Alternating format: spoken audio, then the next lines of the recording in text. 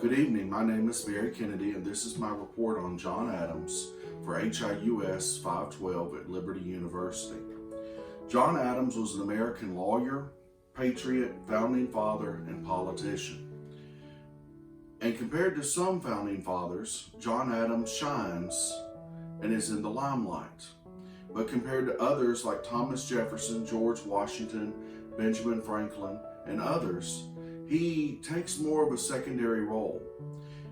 And while each of these individuals make their own contributions not only to the age of American independence, but also the early republic, each one of these individuals really should be based on their own abilities, their own role, and their own talents that they used during this period of time.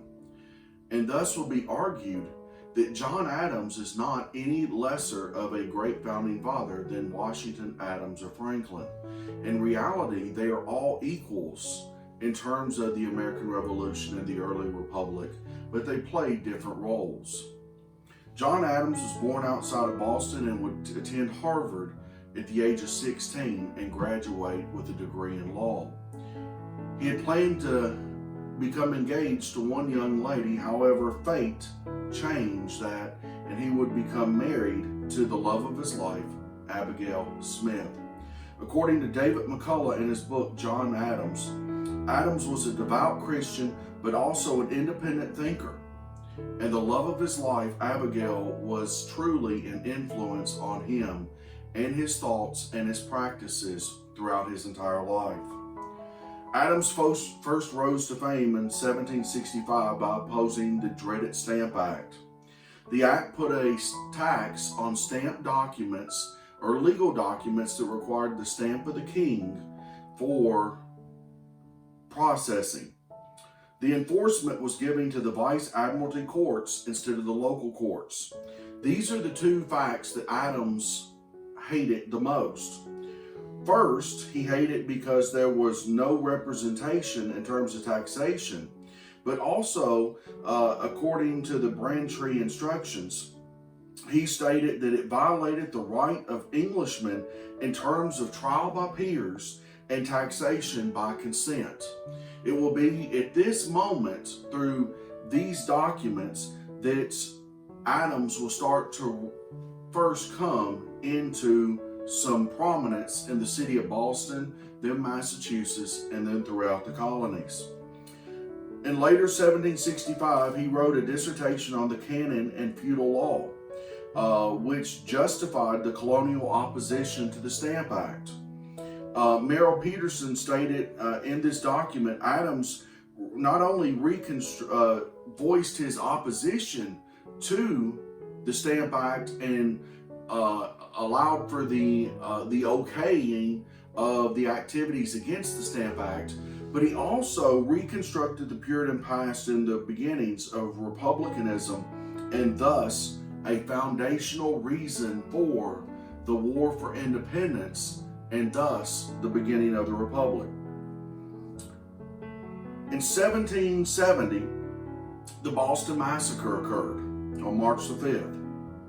John Adams will be selected as counsel for the British soldiers accused of murder in the Boston Massacre. Why did John Adams do this?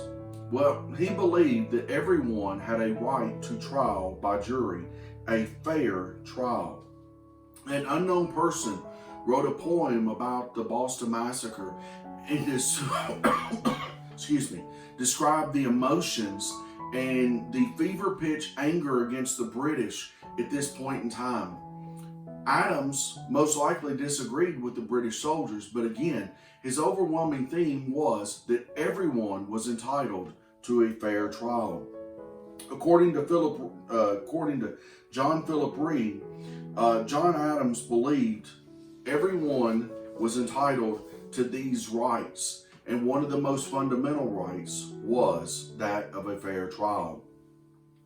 Up to this point, John Adams was a believer that the British and the Americans could reconciliate their issues and their problems.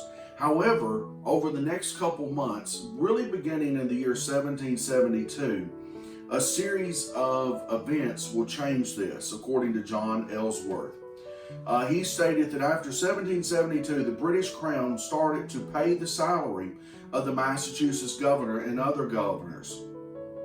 Adams and others believed that this was the first step that would destroy American liberties that they had preserved in the colonies, that it was only a matter of time before these governors became tyrannical figures and figureheads for the British Crown.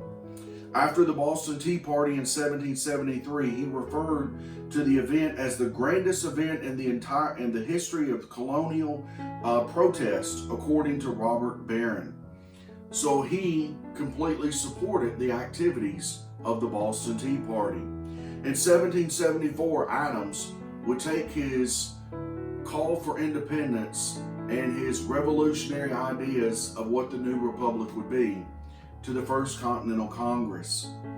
He would be a member of the Grand Committee, which drafted a letter of grievances to George III. He would criticize those who wanted reconciliation with the Crown, including men like John Dickinson. But at the same time, he claimed that the colonies must stand for their rights and must speak out against the policies that violated their rights, including a trial by jury of peers.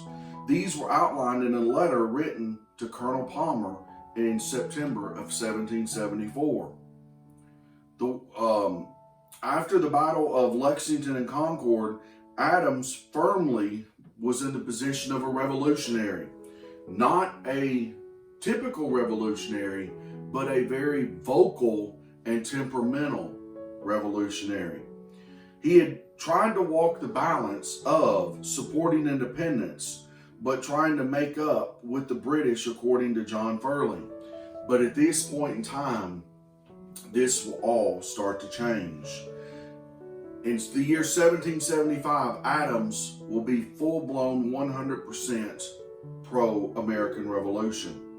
He became more and more outspoken on the subject of independence, according to David McCullough. And in June, he nominated George Washington as the head of the Continental Army, or the Colonial Army, while trying to strike down numerous attempts at trying to find peace, written by individuals including John Dickinson.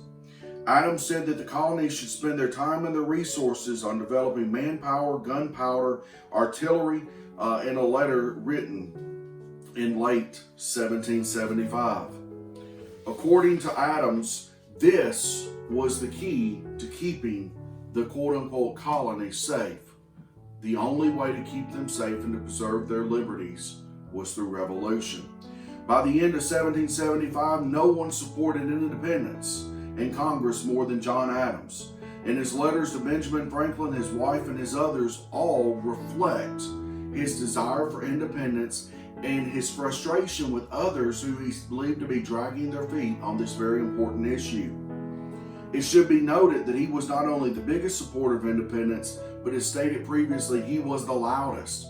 And he got a reputation for being rather obnoxious and at times disliked in Congress because of his bullish, bullheaded, and what we might call bullisome type ways.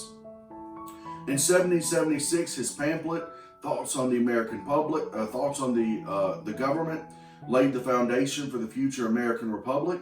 And in 1776, according to David McCullough's book by the same title, Adams' impatience grew as the months transitioned from spring to summer. He wanted independence, and again was very frustrated with those that were on the fence. He would draft the preamble to Richard Henry Lee's Independence Resolution while building alliances with figures like Thomas Jefferson. Adams knew that if the call for if the call for independence came from Massachusetts, it would likely be rejected, but if it came from a Virginian, it would most likely be supported. Thus, the importance of Richard Henry Lee and also Thomas Jefferson. He was chosen to be one of the Committee of Five to write the Declaration of Independence, and he stated that Thomas Jefferson should be the one to write it because he, John Adams, was, quote, obnoxious and disliked, while Jefferson was a well-liked Virginian. In the movie 1776, it commonly talks about how Adams was obnoxious and disliked, and they would run their quill pens through it, so to speak.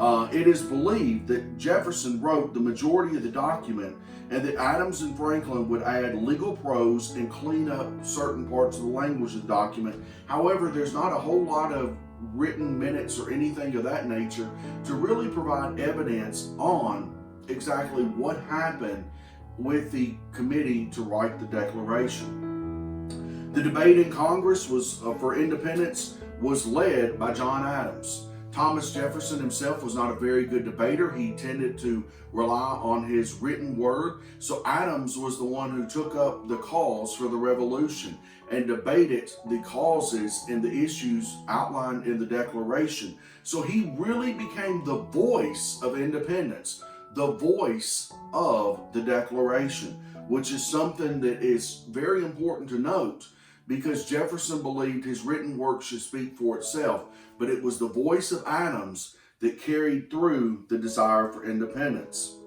So where does John Adams rank among the Founding Fathers? Edmund Morgan stated that Adams was important, but he was the lesser of some of the figures, including Jefferson and Washington. The Massachusetts court system would disagree with Edmunds in their exhibit, John Adams, the Architect of the American Government.